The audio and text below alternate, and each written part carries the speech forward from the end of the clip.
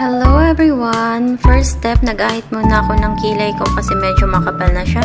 And then, naglagay na din ako ng serum.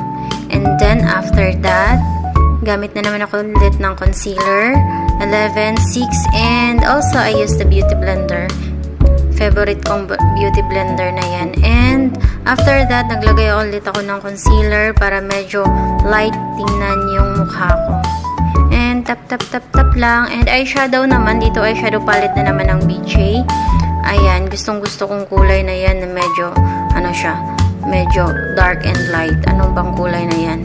Lavender. Anong kulay na yan? And then, naglagay na naman ako ng eyeliner. Eyeliner from Essence. Ayan. And after that, naglagay ako ng nose contour. Ayan.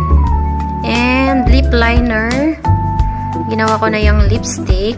And then after that, mag-lip gloss na lang ako. And after that, magba-blush on. Kunti lang. Para mukhang hindi sinampal. And this is finish. Ayan. Pretty. Pretty me. Thank you.